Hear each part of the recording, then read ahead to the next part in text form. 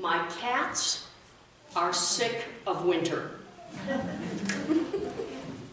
They sit by the windows looking at the ground and looking at the sky, wondering what happened to the green grass and the warm winds. And when I open the door for them to sniff the air, they look at me accusingly, as only cats can. Because I'm pretty sure that Sam and Sash believe that I'm the one who took summer away from them.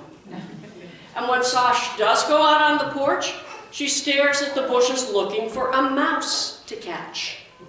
And without mice to catch, she comes back in the house, and then she satisfies her need for action by knocking one thing after another off every shelf she can find. The cats are unhappy captives held against their will, and in their little walnut-sized minds, winter is my fault. I am the one who is holding them captive, and the cats are sick and tired of being sick and tired of winter. Well, the people of Jerusalem and Galilee, who had been deported after losing battles to Assyria and Babylon, were sick and tired of being prisoners of war in a foreign country. The people who had been captured, by this time barely remembered what it felt like to be happy. Happiness, freedom, and joy in life, well, those were fleeting memories. And by the time Isaiah began his second set of writings, the people had been away from home for over 2 decades. They had been prisoners or slaves to Babylon long enough to have had babies born and raised in captivity. Thoughts of home still burned within them, but much less brightly and certainly not as often. Those working as slaves at home had almost forgotten what it felt like to be free, to go out in the morning and to smell the land, and to find joy knowing that the land was theirs and reaping the rewards of their hard labor. Isaiah was the name taken by 3 different prophets who shared God's word with the faithful during the 80 years before they were slaves to Babylon, and then the 60 years that they were prisoners or slaves in Babylon. The first prophet, Isaiah, who wrote through chapter 39, warned the faithful to return to God so that they could avoid the humiliation of defeat, slavery, and imprisonment.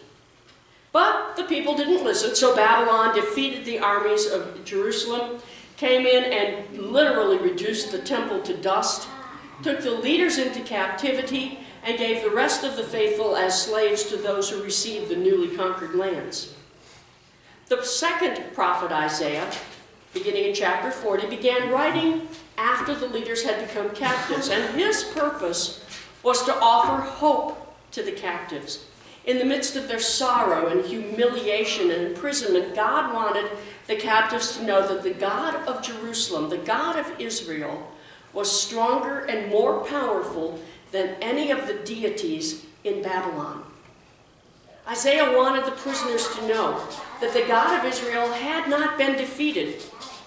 The God of Israel knew that the people needed time to remember what was most important. And God wanted the captives to know they had not been forgotten, but their time in Babylon was a time for them to remember who they were and to whom they belonged. Their time in Babylon was to be spent connecting at a much deeper level with the God that they had abandoned and the God they believed had abandoned them.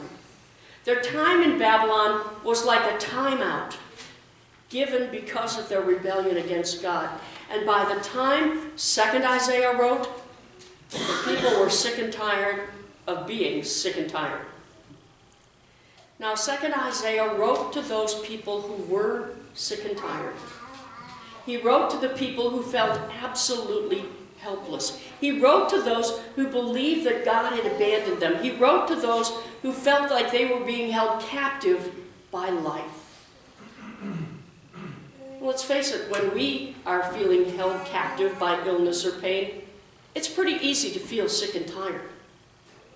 When we are held captive by circumstances that feel like they are never, ever going to change, it's easy to feel sick and tired. When we are held captive by the power or the inaction of others, it's easy to feel sick and tired. when we are held captive by an addiction or a behavior that we simply cannot control. It's easy to feel sick and tired when we mourn. It's easy to feel sick and tired when we struggle with job loss, financial security, or living without enough. It's easy to get sick and tired. And the reasons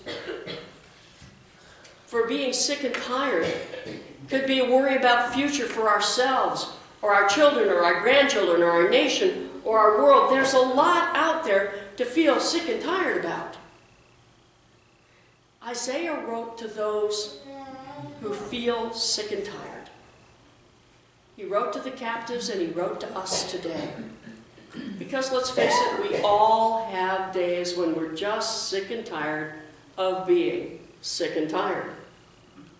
We all have days when the reasons may be small or they may be big. They may be short-term or they may be long-term. But on the days when we are just sick and tired, we got a case of the grumps.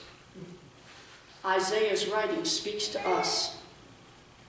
You see, Isaiah wrote that so that we would know that the God of Israel, our God, is stronger than anything else in our lives. He wrote so that we would know God watches us even when we're not expecting God to care. He wrote so that we would know when we feel trapped by life, God gives us the strength to endure. He wrote so that when we know we are simply too tired to want to go on, God will supply our strength. Isaiah wrote so that when it seems easier to simply give up, we don't give up. He wrote so that when we're not sure that we can last one more day, God is there to help us hold on to the rope. Isaiah wrote so that we would know God gets it. God understands. And God supplies us with the strength we need to persevere until life sets us free again. And at some point, we all have the experience of feeling pretty darn sick and tired. At some point, we all have the feeling that we are in a prison of sorts, captive to something that is dragging us down. At some point in life, we all feel a grief or a pain or an illness that seems like it's never going to end. And in those moments, it's pretty easy to feel sick and tired of being sick and tired. And in those moments, that is when Isaiah speaks to our hearts, reminding us that we are not alone. That our God is stronger than anything that's getting us down. That our God is greater than our fatigue, than our weakness, than our illness, than our weariness, than our discomfort, than our depression. God is greater than all of those things. On those days in January when the sun was out, and the snow was melting and the air had a little bit of a warm breeze, the cats hurried out the front door to sit on the front porch and explore the bushes for mice. They're sick and tired of winter, but that promise of spring brings them energy, strength, and joy to get through the rest of winter. When we turn to God, God gives us that hint of spring. God gives us that something that we need. God gives strength to those who are sick and tired. For even the young will fall weary. But those who wait upon the Lord will renew their strength. They will mount up with wings like eagles. They shall run and not grow weary. They shall walk and not faint. This morning during the sacrament of Holy Communion, God is literally giving us a transfusion of spirit. God is giving us a transfusion of strength, energy, hope, healing, comfort, and new possibilities through this sacrament. God is saying, here's the strength you need to rise up like eagles. God is giving us strength so that our souls can run and walk without ever getting tired. Amen.